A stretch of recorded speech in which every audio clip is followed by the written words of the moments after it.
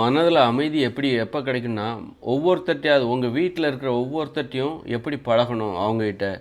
என்ன பேசணும், என்ன பேசக்கூடாது, இல்லை பேசவே கூடாதா அவங்ககிட்ட? இந்த மாதிரி ஒருத்தர்கிட்ட நம்ம கண்டிப்பாக பழகணுங்கிறதுக்காக சும்மா நீங்கள் உங்களை ரொம்ப வளைஞ்சு கொடுக்கணும் போகணுங்கிற அவசியம் இல்லை. அவங்ககிட்ட ஒரு ஒத்துழைப்பு இருந்தால் நீங்கள் பழகுங்க. நீங்கள் பழகணும்னு நினைக்கிறீங்க.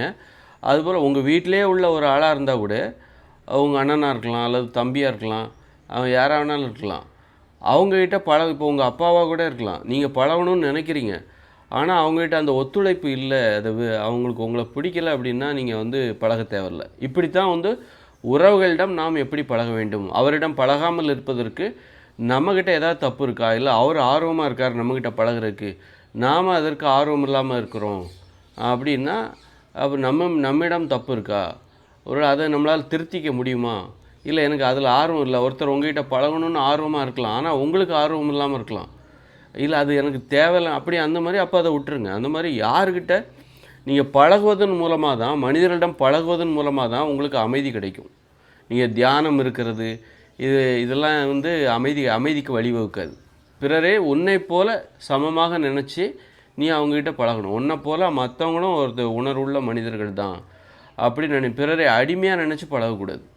அப்படி பழகுனீன்னு வச்சுக்கிங்க, நீங்கள் என்ன பண்ணுவீங்க தெரியுமா? பிறருக்கு எப்போ பார்த்தா உங்கள் சுற்றி இருக்கிறவங்களுக்கு அறிவுரை சொல்லிக்கிட்டே இருப்பீங்க. ஒரு அப்பாவா, நான் ஒரு அப்பா அப்படின்னு சொல்லிட்டு மகனுக்கு அறிவுரை சொல்லிக்கிட்டே இருப்பீங்க. ஏன்னா அப்படின்னா என்ன அர்த்தம்? உங்கள் மகனை நீங்கள் ஒரு அடிமையாக பார்க்குறீங்க, பிரெயின் வாஷ் பண்ணிகிட்டே இருப்பீங்க. அப்போ அறிவுரை சொல்லிகிட்டே இருப்பீங்க. அப்போ உங்களுக்கு பழக தெரில. அப்போ உங்கள் மனசில் அமைதி இருக்காது. அதையும் தாண்டி அறிவுரைலாம் சொல்லாமல் அவனுக்கு எல்லாமே தெரியும், உங்களுக்கு தெரிஞ்சது போல் உங்கள் பையனுக்கும் எல்லாமே தெரியும் அப்படின்னு நினச்சிக்கிட்டு நீங்கள் அவங்ககிட்ட எப்படி பழகி பாருங்கள். ஒரு அறிவுரை எதுவும் சொல்லாமல், அறிவுரை சொல்கிறீங்கன்னா நீங்கள் அவங்கள தாழ்வாக நினைக்கிறீங்க. அறிவுரை சொல்கிற இடத்துல அவங்க இருக்கிறாங்கன்னு அர்த்தம். இப்போது உங்கள் நண்பர்கிட்ட போய் நீங்கள் அறிவுரை சொல்லிட்டே இருப்பீங்களா? உங்கள் பையன்கிட்ட சொல்கிறீங்க, உங்கள் நண்பர்கிட்டையோ அல்லது உங்களோட உங்கள் மேலதிகாரிகிட்ட போய் அறிவுரை சொல்லுவீங்களா? சொல்ல மாட்டீங்க. ஏன்னா அப்போ அறிவுரை சொன்னால் அவர் என்ன பண்ணுவார்? நீ ஏன் எனக்கே அட்வைஸ் பண்ணுறியா அப்படின்னு கேட்பார்ல. அதுபோல் தான். அப்போ நீங்கள் அறிவுரை யாருக்கு சொல்கிறீங்களோ அவங்கள தாழ்வாக நினைக்கிறீங்க. தாழ்வாக நினைக்கிற ஒருத்தர்கிட்ட உங்களுக்கு உறவுமுறை ஏற்படாது.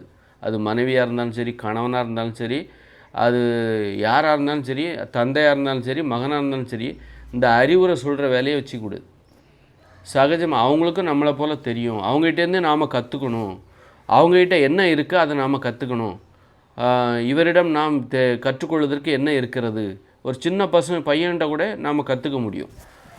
ஒரு சின்ன பையன் 5 வயசு பையன்கிட்ட கூட நாம் அவங்கள உத்து கவனித்து அவங்ககிட்டருந்து கற்றுக்கணும், பார்க்கணும். பழகணுமே தவிர பாடம் எடுக்கக்கூடாது. இங்கே எல்லாருமே என்ன தெரியுங்கன்னா, பழகுவதற்கும் பாடம் எடுப்பதற்கும் வித்தியாசம் தெரியாமல் இருக்காங்க. ஒரு அப்பான்னா நம்ம பிள்ளைகளுக்கு எப்போவுமே பாடம் எடுத்துக்கிட்டு இருக்கணும். அம்மானா எப்போவும் நமது பிள்ளைகளுக்கு பாடம் எடுத்துக்கிட்டே இருக்கணும். பாடம் எடுக்கிறாங்க, பழக மாட்டேன்றாங்க. இதுதான் யாராக இருந்தாலும் போய் பாடம் எடுத்துக்கிட்டே இருக்காங்க, ஆனால் என்றைக்கும் அவங்க பழகிறதே கிடையாது. ஒரு சகஜமாக கற்றுக்கணும். பழகுதல் என்பது கற்றுக்கொள்கிறது அப்படின்னு அர்த்தம். இயற்கையான கல்வின்னு அர்த்தம். நீ ஒரு அப்பா பையன்கிட்ட பழகும்போது எப்படி பழகணும், அப்பாங்கிற ஒரு இதையும் விடக்கூடாது. திட்டணும், அவர் மதிப்பாக பேசணும், சுதந்திரமாக பேச அனுமதிக்கணும். அதே நேரத்தில் பையன்கிட்டேருந்து என்ன கற்றுக்கணும், பையன் யாருங்கிறத தெரிஞ்சுக்கணும், அதற்கு போதிய சுதந்திரத்தை கொடுக்கணும். இப்படி பழகுவதன் மூலமாக தான் ஒரு அமைதி கிடைக்கும். நீங்கள் இப்போ உங்கள் பையன்கிட்ட பழகுறீங்க அப்படின்னா, உங்கள் பையன்கிட்ட பழகும்போது உங்கள் பையனுக்கும் உங்களுக்கும் இடையான அந்த உறவுகளில் ஒரு அமைதி ஏற்படும், ஒரு புரிதல் ஏற்படும். இப்போ நமக்கும் தெரியும், நம்ம அப்பா நம்மக்கிட்ட இருந்தும் கற்றுக்கிறாரு, நாமளும் நம்ம அப்பாவுக்கு எதையாவது கற்றுக் கொடுக்க முடியும், அப்பாக்கிட்டேருந்து நாமளும் எதுவும் கற்றுக்க முடியும். அந்த மாதிரி அந்த பழகுதல் மூலமாக தான் நமக்கு அமைதி என்பது கிடைக்கும், ஒரு புரிதல் ஏற்படும். அந்த உறவுகளில் எல்லாம் நீ எப்போவுமே உங்கள் பையன்களுக்கு பிள்ளைகளுக்கு பாடம் எடுத்துக்கிட்டே இருந்தீங்கன்னு வச்சுங்களேன், நீங்கள் எப்போவுமே வாத்தியாராக தான் இருப்பீங்க. உங்கள் பிள்ளைகள் உங்களுக்கு ஒரு மாணவர்களாக தான் தெரியுவாங்க. எதுவுமே அப்போ ஒரு ஆசிரியரை பார்க்குற மாணவர்கள் போல தான் உங்கள் பிள்ளைகள் உங்கள் பெற்றோர்களை பார்ப்பாங்க. அதனால் அந்த மாதிரி பாடம் எடுக்கிற மாதிரியெல்லாம் இருக்காமல் பழகணும், ஒரு ஃப்ரெண்ட்லியாக பழகணும். கற்றுக்கிறவனுக்கு என்ன பிடிக்குது, நம்ம எந்த அளவுக்கு பேசினா அவங்களுக்கு பிடிக்கும், இதெல்லாம் அவங்களுக்கு பிடிக்கல, இப்படி பேசினா அவங்களுக்கு பிடிக்காது, அப்போ அதை பேசக்கூடாது. அவங்களுக்கு என்ன பிடிக்கும், நம்ம இந்த மாதிரி பேசினா அதுக்கு பிடிக்கவே பிடிக்காது அந்த பிள்ளைகளுக்கு. அதுமாதிரி அவங்க நம்மக்கிட்ட எப்படி பேசணும், நமக்கு என்ன பிடிக்குது, அவங்க பேசினா நமக்கு என்ன அதில் பிடிக்குது, இந்த மாதிரி இந்த மாதிரி பழகுதலில் ஒரு நிறைய நுணுக்கங்கள் இருக்குது, நுட்பங்கள் இருக்குது, விதிமுறைகள் இருக்குது. பழகுவதன் மூலமாக தான் உங்களுக்கு அமைதி கிடைக்கும். நீங்கள் வந்து ஒரு பாடம் எடுக்கிற மாதிரி பழகக்கூடாது, அப்படின்னா அமைதி என்பது கிடைக்கிது.